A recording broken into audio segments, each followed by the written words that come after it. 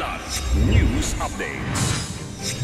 Mga balita ngayon, 5.8 magnitude na lindol yumanig sa Sarangani aftershocks asahan ayon sa PHIVOLCS. Search and rescue ng 10 miyembro ng crew sa tumagilid na barko sa Occidental Mindoro ipinagpapatuloy ng Coast Guard. MRT-3, LRT-1 at LRT-2 walang operasyon ngayong Huwebes Santo hanggang Linggo ng pagkabuhay. Ako po si Cesar Soriano para ihatid ang mga nangungunang mga balita sa buong kapuluan.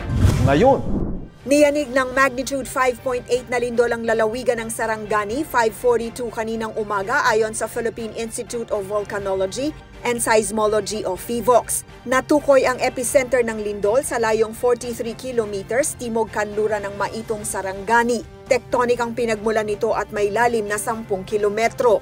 Naramdaman ang intensity 4 sa Kiamba, Sarangani, Tiboli, Banga, Suralya at Tupi sa South Cotabato at Calamansig sa Sultan Kudarat. Intensity 3 sa Maitum, Glan, Alabel, Sarangani, General Santos City, Coronadal at iba pang bahagi ng South Cotabato at ilang bayan sa Sultan Kudarat. Intensity 2 sa Maasim, Sarangani at mga karatig bayan, habang intensity 1 naman sa bahagi ng Bukidnon, Davao Region at Lanao del Norte. Samantala, isang nakakakilabot na swarm ng paniki ang nakita sa Barangay Pinol, Maitum, Sarangani, na pinaniniwala ang senyales bago nangyari ang lindol. Nagpapatuloy ang search and rescue operation ng Philippine Coast Guard o PCG matapos tumaob ang motor vessel Honghai 16 sa karagatan ng Barangay Malawaan, Rizal, Occidental Mindoro, bandang alas 5:20 kahapon ng hapon. Ayon sa ulat, may 25 na crew ang barko, 13 Pilipino at 12 Chinese. 14 ang nailigtas, 6 na Pilipino at 8 Chinese, habang isang Chinese ang kumpirmadong patay. 10 pa ang nawawala.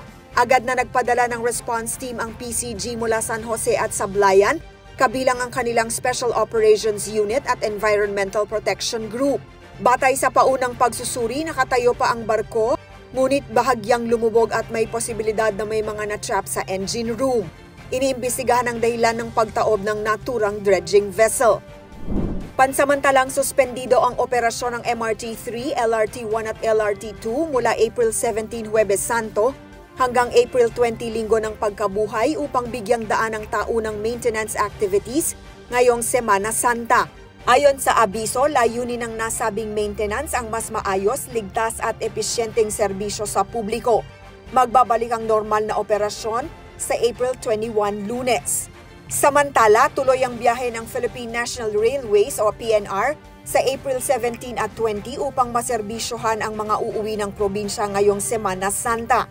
Wala naman itong biyahe sa April 18 at 19 para sa maintenance.